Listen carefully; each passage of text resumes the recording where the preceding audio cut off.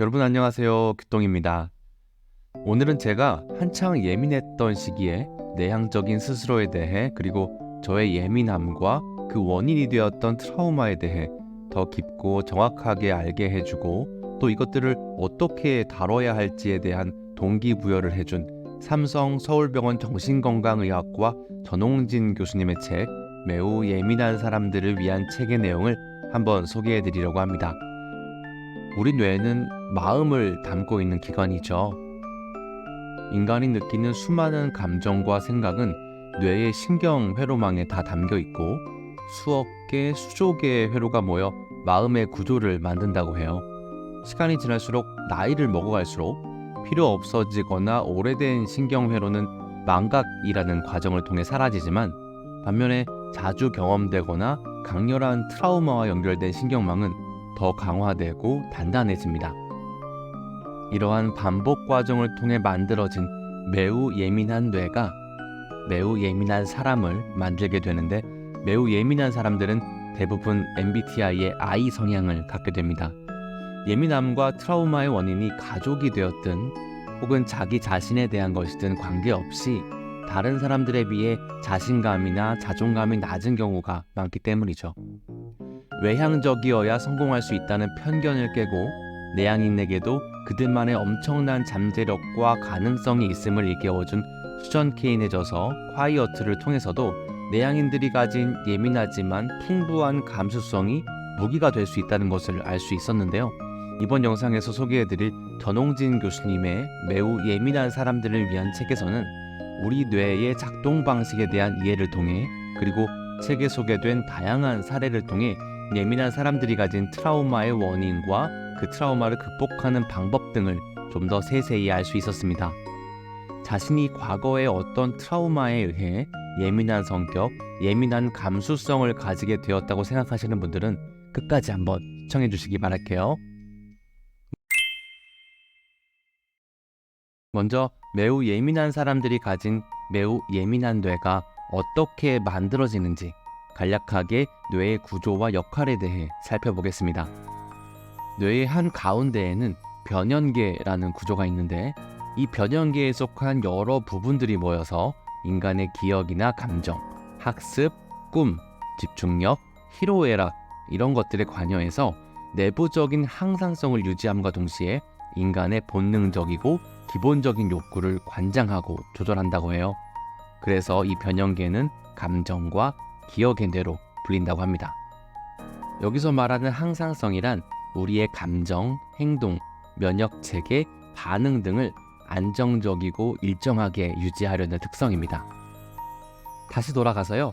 이 감정과 기억의 뇌로 불리는 변연계라고 하는 곳에는 단기 기억을 담당하는 해마, 그리고 수면과 식욕, 성욕 등의 본능을 조절하는 시상하부가 속해 있습니다.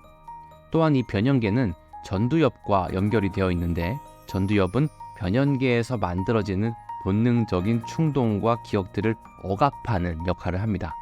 이 때문에 이마를 세게 부딪히는 등의 사고를 당해서 눈 근처의 안과 전두엽을 다치게 되면요. 감정 기복이 심해지고 공격성과 충동성이 강해진다고 해요.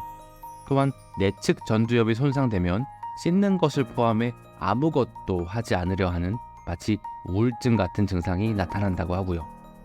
이렇듯 서로 영향을 주고받으며 사람의 전반적인 성격과 성향을 만들어가는 전두엽과 변연계의 발달에 지대한 영향을 미치는 것이 바로 어린 시절의 기억입니다.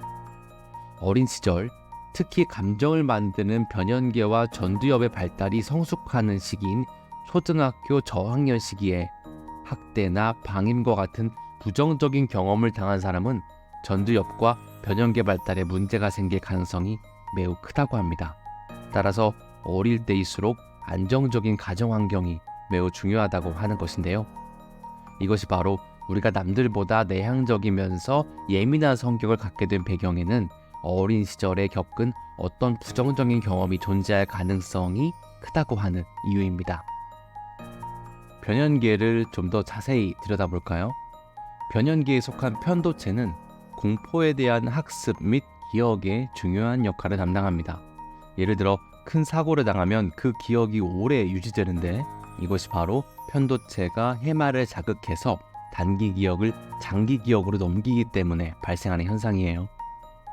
이 편도체가 계속 자극이 되면 사람은 극도로 예민해지게 되는데, 이것을 학습 능력과 관련지어 이야기를 해보면요, 어린 시절 야단을 많이 맞거나 혼이 나면서 공부를 한 사람은 편도체의 작용에 의해 기억력이 강화되기는 하지만 트라우마가 형성되어 우울과 불안이 생깁니다.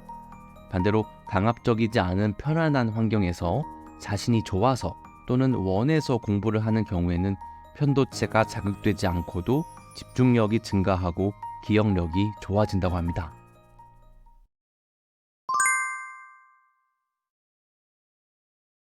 지금까지 간략하게 우리 뇌의 변형계가 감정과 성격 형성에 어떤 영향을 미치는지 알아봤는데요. 말씀드렸던 어린 시절의 부정적인 경험과 기억을 통해 변형계가 매우 예민한 사람을 만들게 되면 심해질수록 긴장, 걱정을 많이 하게 되고 나아가 불면증과 우울증으로까지 이어진다고 합니다. 하지만 스스로의 노력을 통해서 어떤 균형을 찾고 우리 뇌의 항상성을 잘 유지하려고 하다 보면 예민하지 않은 보통 사람들에게는 없는 통찰력을 얻게 되고 창의적인 아이디어를 낼 수 있는 가능성이 높아진다고 해요. 또한 다른 이들에게 잘 공감해서 도움을 주는 사람이 될 수도 있고요. 바로 여기에 제가 오늘 말씀드리고 싶은 핵심이 숨어 있습니다. 우린 예민하거나 혹은 특이하거나 또는 별난 사람이 절대 아니에요. 감수성이 풍부한 특별한 사람입니다. 단지 아직 이 특별함을 다루는 방법을 터득하지 못했을 뿐이죠. 지금쯤 나도 어린 시절에 이러이러한 부정적인 경험이 있어서 지금처럼 예민한 사람이 되었구나 하고 생각이 드신 분들이 계실 텐데요. 하지만 그렇다고 해서 좌절할 필요는 없습니다. 우리 뇌는 현재의 좋은 기억을 통해 과거를 극복하는 새로운 신경망을 형성할 수 있기 때문이에요. 이러한 변화를 이끌어내기 위해서는 내가 편안하게 느끼는 환경, 편안하게 느끼는 사람과 일을 찾는 시간과 노력이 요구됩니다. 좋아하는 일, 하고 싶은 일을 찾아 직업으로 삼거나 편안함을 주는 친구나 연인, 배우자를 만나는 것, 그리고 내면의 평화를 가져다주는 독서, 글쓰기, 그림 그리기 등을 통해 예민함을 다스리고 또 새로운 통찰력을 얻을 수 있다고 합니다. 시간이 걸리는 일들이에요. 하지만 계속 찾다 보면, 계속 노력해 나가다 보면 분명 그 경험들이 큰 도움이 될 겁니다. 매우 예민한 사람들을 위한 책에는 여러 원인으로 인해 예민한 성격을 갖게 되거나 우울증에 빠졌던 사람들이 이를 극복해낸 사례들을 소개하고 있는데요.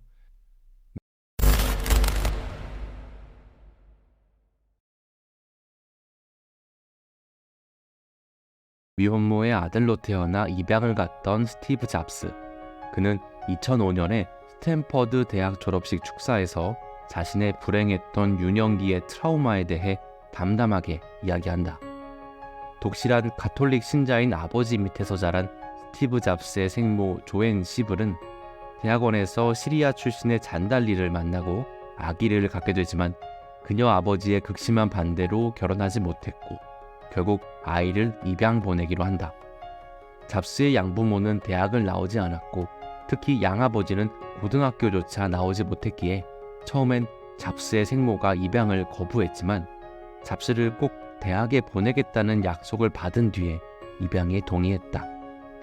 잡스는 어린 시절 친부모가 자신을 원하지 않아서 버렸다는 말을 듣고 큰 슬픔에 빠졌는데 그가 가졌던 환공포증의 일환인 버튼 공포증이 바로 이것에서 비롯되었을 것으로 추정된다.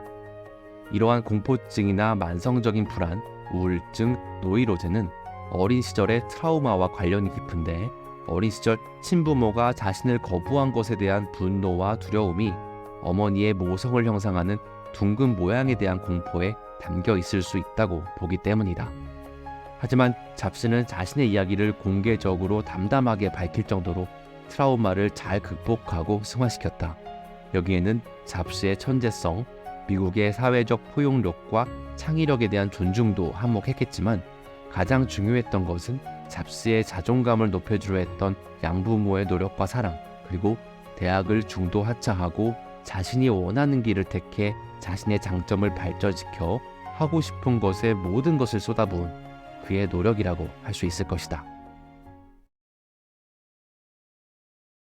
처칠은 영국의 61대, 63대 총리다. 2차 세계대전 당시 탁월한 리더십을 발휘해 전쟁을 승리로 이끈 주역으로 칭송받는다. 이런 처칠도 극심한 우울증을 앓았다. 하지만 처칠은 자신의 우울증을 가리켜 검은 개라고 칭하며 스스로에게 유용하다고 말했다. 우울증이 올 때마다 글을 쓰고 그림을 그리면서 극복했는데 이 우울증이 그 자신을 깊은 생각으로 몰아넣어 글을 쓰고 그림을 그리도록 만들었기 때문에 유용하다고 말한 것으로 추정된다. 이후 처칠은 1953년에 노벨 문학상을 수상한다. 그는 우울증을 극복한 뒤 우울증을 앓는 사람들에게 만약 지옥을 통과하는 중이라면 멈추지 말고 계속하라는 명언을 남기기도 했다. 처칠의 사례에서 보듯 우울하고 예민해질 때마다 글을 쓰거나 그림을 그리는 것이 도움이 될 수 있다.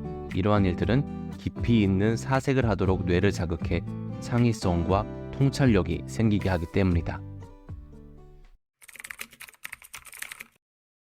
스티브 잡스와 윈스턴 처칠의 사례를 말씀드려봤는데요. 이 두 사람의 공통점은 여러 가지가 있지만 눈여겨볼 만한 점은 불우했던 어린 시절과 우울증, 공포증과 같은 개인적인 문제를 숨기지 않고 외부에 공개했다는 점입니다. 매우 예민한 사람들을 위한 책의 저자 전홍진 교수님은 선천적 안면기형과 트라우마와의 상관관계에 대한 연구를 진행하셨는데 연구 대상 절반은 안면기형을 평생 가리고 살아온 사람들이었고 나머지 절반은 가리지 않고 살아온 사람들이었어요. 연구 결과 안면기형을 가리고 살아온 사람들의 우울증 비율이 가리지 않고 살아온 사람들에 비해 7.1배나 높았다고 합니다. 이 사람들은 대체로 만성 불안, 자책감, 불만족, 건강 염려증을 많이 가지고 있었고요. 자신을 비난하는 성격상의 특징이 있었다고 해요. 반면 부모의 방침 등으로 인해 어려서부터 안면기형을 자연스럽게 노출하고 살아온 사람들은 대체적으로 부정적인 성격이 형성되지 않았고 대인관계도 잘 이루어지고 있었다고 합니다. 이처럼 트라우마는 오랜 시간 동안 마음속에 남아 스스로를 예민하게 변화시키고 세상으로 나가는 것을 두렵게 만드는데 이 두려움을 이겨내고 자신을 드러내는 일은 새로운 세상으로 나아가게 함과 동시에 건강한 정신을 가질 수 있도록 도와줍니다. 바로 잡스와 처칠의 사례에서처럼요. 앞서 말씀드렸던 것처럼 매우 예민한 사람들은 특이한 사람도 유별난 사람도 아닙니다. 전 풍부한 감수성을 가지고 있는 특별한 사람들이라고 생각해요.